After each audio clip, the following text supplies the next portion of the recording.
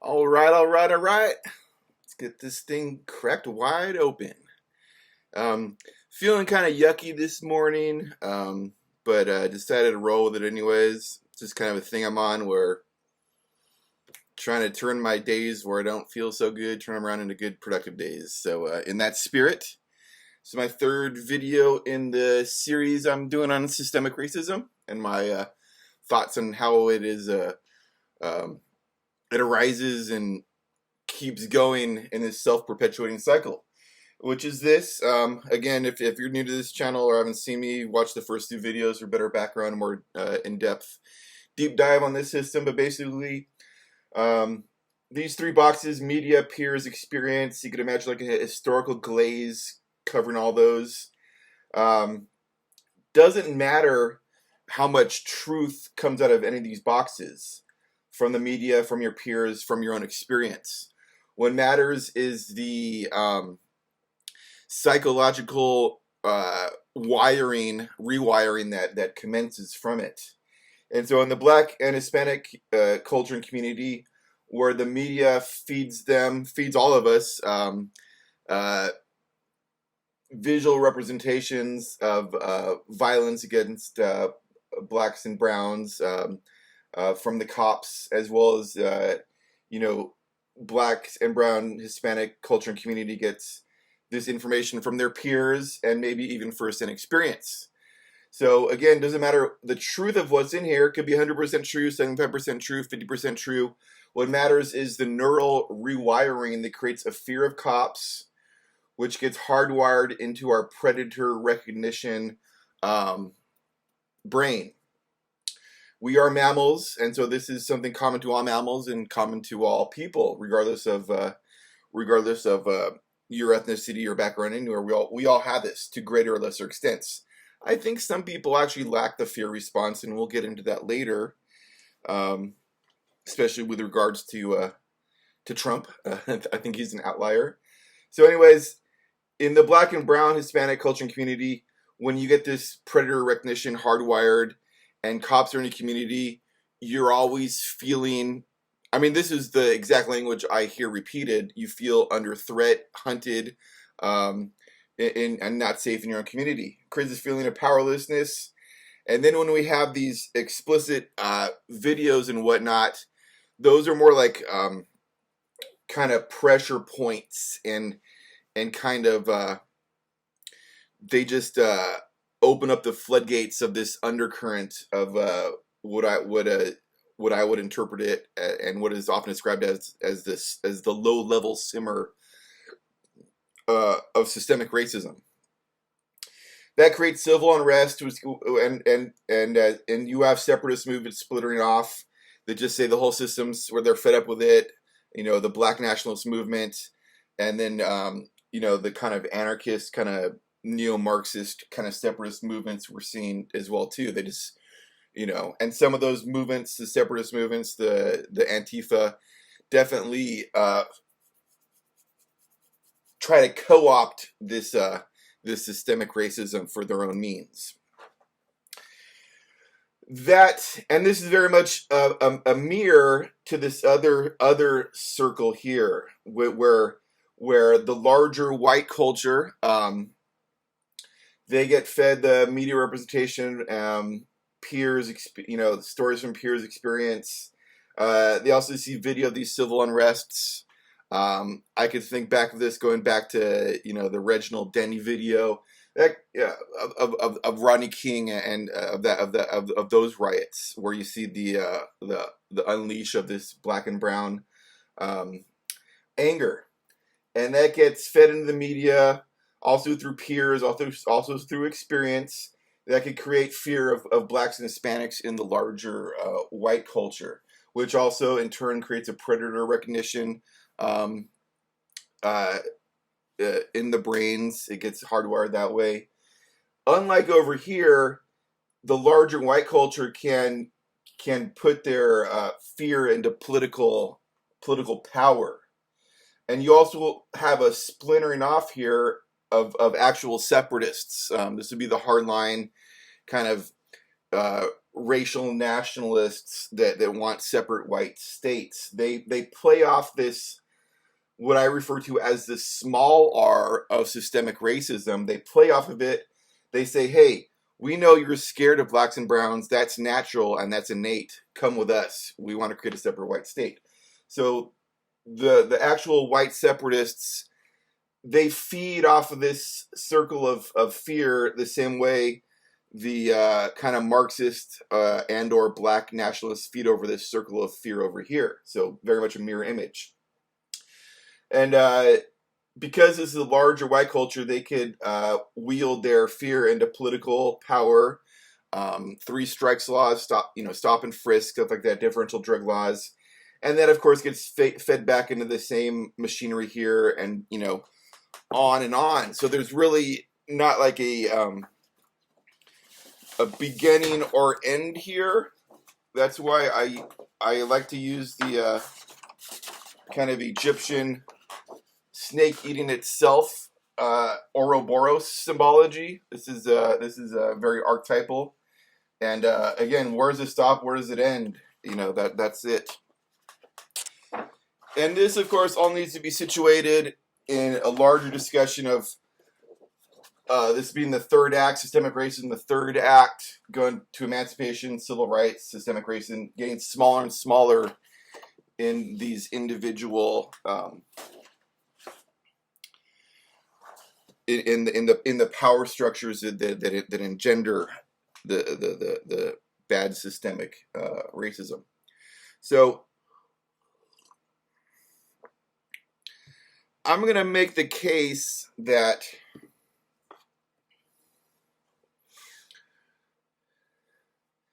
we talk about white privilege over here.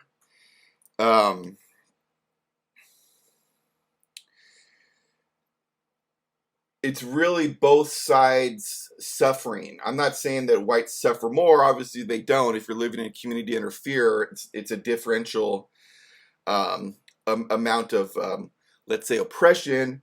But I'm going to make the case that both sides are not living to their full, authentic, true selves in this system. So it's all in all of our interests not to perpetuate systemic racism. And as I made the case in the last video, a lot of the ways the modern activists and progressives fighting against systemic racism are actually engendering more of systemic racism. And that's unfortunate due to the fact that they haven't recognized, as I laid out here, the kernel, the shell, and the ghost in the shell that's creating and perpetuating this system. And this system was still with us going back further and further into what's often called the historical legacy of systemic racism. It's because our brains were still wired the same way, and this fear circuitry was still being enacted.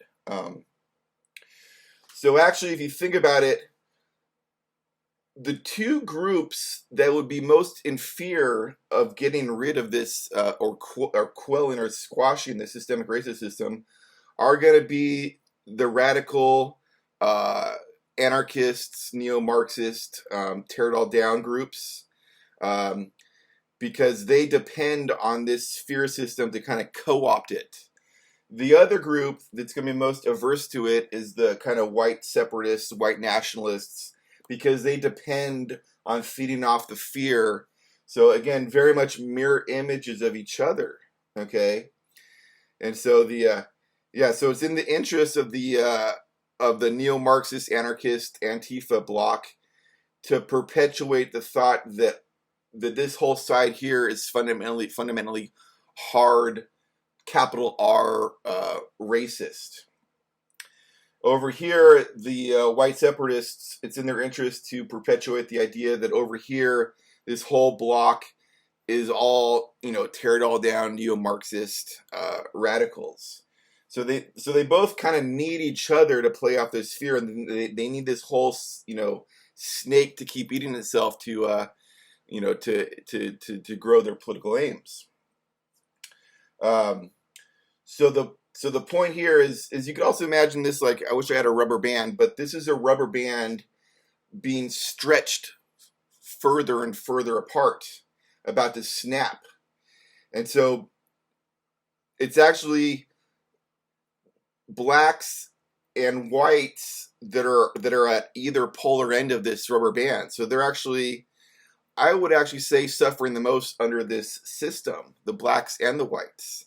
Of course, it's a differential suffering, and part of the problem, of course, is that whites cannot, in our culture as today, talk with openness and trust about the small r that's been instilled in their psyche, their fear of blacks and Hispanics. They can't talk about this because they assume that if they have some fear of blacks or browns, that means they're racist. They are victims of systemic racism. They haven't quite made it over here to big R, capital R, big town racism.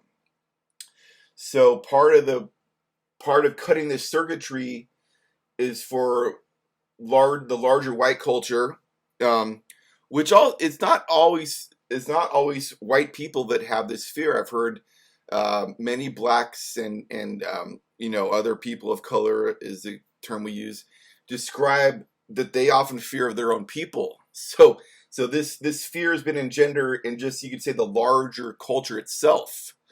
So cutting off that fear circuitry is key. And so this rubber band that's about to snap, you got, black culture on one side, then white on the opposite side. They're feeling the tension the most, okay?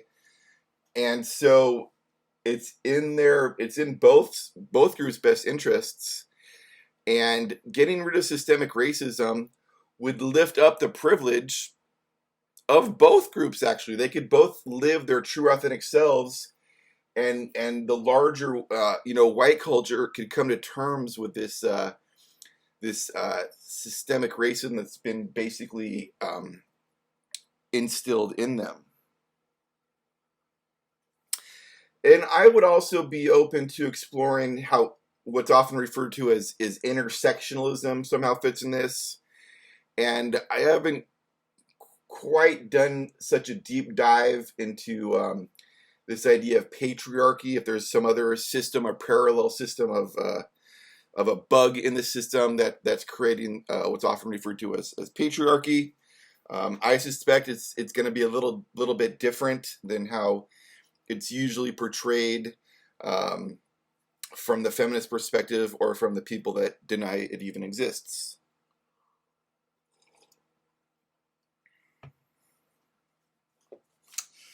So I thought, in the spirit of the larger white culture coming to terms with their own black and brown anxiety or fear, that I talk a little bit about my own history, growing up in Southern California, in Ventura County.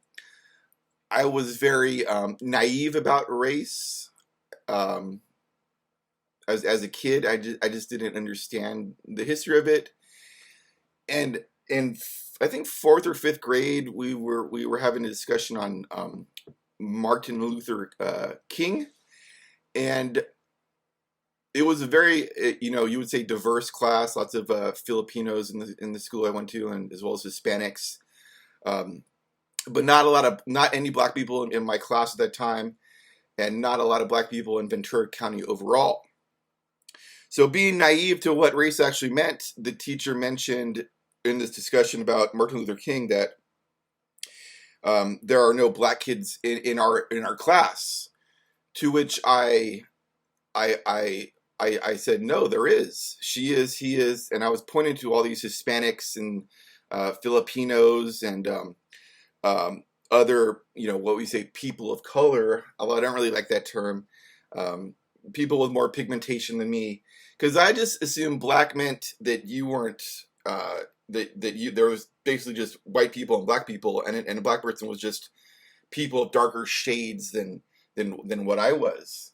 I even, I had a neighbor that was Filipino, and I would always be saying, hey, if I stay out in the sun long enough, I'm going to get as dark as you, right? So I was very naive about what race actually was. So I was kind of very much going into this kind of blind. And so after that kind of embarrassing moment in elementary school, where I actually learned that no, black is fundamentally different than Hispanic or Filipino or these other ethnicities or races.